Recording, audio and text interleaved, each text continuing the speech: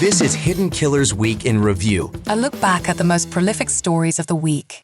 You're listening to the Hidden Killers podcast with Tony Brueski. Featuring attorney, guest, and former felony prosecutor Eric Faddis. Did Diddy order the hit on Tupac Shakur in 1996? This is something I've been enthralled in since 1996. I remember dial-up internet and trying to investigate.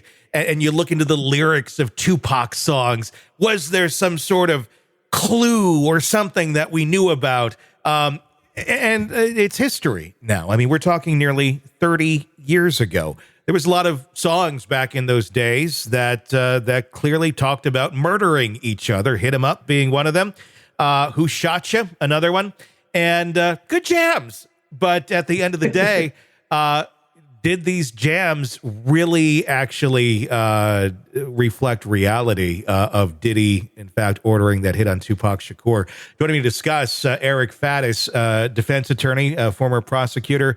I don't know. This is going back to childhood, and there's always been these questions. There's always been the rumors that Diddy had something to do with it, but I don't know. He continued on with his career for many years, and now we're saying, oh, he's not the most up-and-up human being. But do the two have anything to do with one another? All these years later, what's your thoughts? Yeah, that is the question. And in looking at it, in determining who was involved in what, you want to look at motive, right? And so did Diddy have kind of a motive against Tupac? Mm-hmm. Well, they were in this rap beef at the time. And we've seen rap beefs escalate into something lethal, but that's not unprecedented. And surely Diddy had a motive against Tupac at that time. I remember at the time, rumors were swirling regarding who was involved and exactly how it went down. And now when we're learning about what Diddy is allegedly capable of, the violence, the manipulation, the cover-up, a lot of people are taking a second closer look at Diddy with respect to the Tupac murder. How much weight does the testimony of Dwayne Keefe D. Davis have on this? Because now that's another trial we're going to be covering as it gets closer here. Dwayne Keefe D., the only surviving member who was in the vehicle that shot at Tupac. He's claimed for years in several interviews that, he knows who shot, and Orlando Anderson would be that person. His nephew, and the charges against him are, you ordered the hit on Tupac. But where did he get that order from? Why did he want to do that? Because they're connecting that back, and Diddy's name does come up in the affidavits in the Tupac murder case of this speculation that there was $1 million bounty out on the head of Tupac and Suge Knight. Yeah, absolutely. Oh, sorry, go ahead. No, you're good. What's your thoughts on that? How much weight does that hold? In looking at it, one thing I think with Keefe D, you got to take what he says with a grain of salt. That's kind of a wrinkle to this whole saga. Yeah. Is a lot of people see him as sort of fame seeking, and he has been gloating about this murder that he was allegedly involved in. It took the police, years and years to finally arrest him on it. How reliable are his statements, and how much are they going to carry the day in this, cold case from decades ago? That's something I'm not so sure about. Well, including, the fact that now he's finally been charged with something, and now he's on trial for murder. Right. He's not exact, and he's saying, "Oh, it's all a lie. It's just I've been, just peacocking around saying these things for all these years." But the thing is, so many people who were involved in this are dead. There's no one else in the car that's around. If you look at the history of everybody in this case, there's a lot of bodies. There's a lot of dead people involved.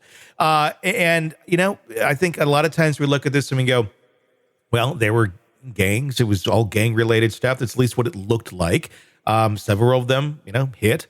But I don't know. I'm starting to look back on this a little bit more too, going, did we wash away some of these hits that went on going, oh, it's gang related, whatever. Sure. It's going to happen.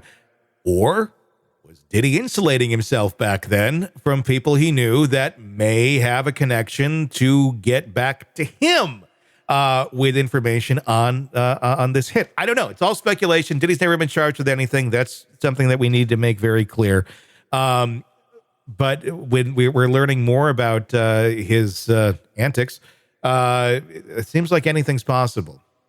Yeah, I mean, what's happening is these alleged past misdeeds from Diddy are kind of coming to light as this investigation unfurls. And I'm sure law enforcement is interviewing everybody that they can who has any proximity to Diddy now or before. Mm-hmm. And who knows what facts those individuals may disclose about past events. They're surely going to be asked about it.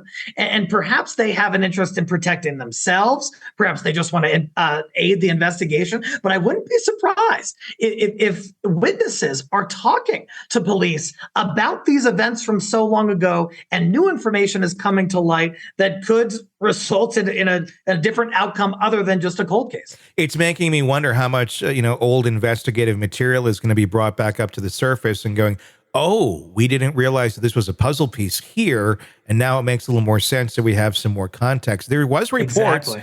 A while back of recorded conversations and wiretaps from the original investigations that support parts of Keefe D's narrative. They've never been publicly released. The recordings supposedly contain discussions about the planning and the aftermath of the murder. That would be interesting if those do come to light, to hear exactly what was in those, and how this all connects now. And also, well, why didn't we do anything earlier if we had these recordings? Oh, sure. Yeah. Yeah. And I mean, these cold cases, one thing is law enforcement in the moment doesn't always know the significance of a piece of evidence, of a witness, of an event. And then later on down the road, sometimes years or decades, they learn more contextual information. They get more incriminating information from a different witness. And then, like you said, it becomes a puzzle piece they didn't even know they had in their back pocket. And they can begin putting things together. And I just wouldn't be surprised if that's what the LAPD is trying to do here, especially with all the pressure that's been surrounding them to solve the murder of this beloved public figure. If Diddy did order this hit and had the $1 million bounty out there, obviously that's not just going to be like, oh, hey, you did it. Hey, Keefe, let me write you a check from Bad Boy Records. Come on over and we're going to send it to you. And, what would you like? It obviously would have been laundered some way, shape, or form. How difficult is that going to be to track if it ever took place 30-ish years ago? If that payment ever happened, how in the world are you gonna try to recreate that in 2024? Yeah. It just seems so difficult. Like you said, even just recreating a normal bank transaction from 30 years ago, there could be some problems. But we're talking about likely money laundering, likely things on the DL, and how are they going to substantiate that? That's beyond me. I mean, that seems like the clear link if we could figure it out. But again, we're talking about money laundering and things of that nature. Not exactly something easy to find. Although maybe he just wasn't thinking. He got his checkbook out and a little memo line, Tupac, and it's like, oh, there we go. That's what that was. That would be a gift to the LAPD. It certainly would. Very interesting to see where this continues to go, because we may actually get some answers here all these years later. Sick of the ads? We are too. Start listening with no commercials now and get access to all of our episodes in advance of everyone else. Become a True Crime Today Premium Plus subscriber on Apple Podcasts. Search True Crime Today Premium Plus on Apple Podcasts or go to our podcast page and sign up now. True Crime Today Premium Plus. Sign up now.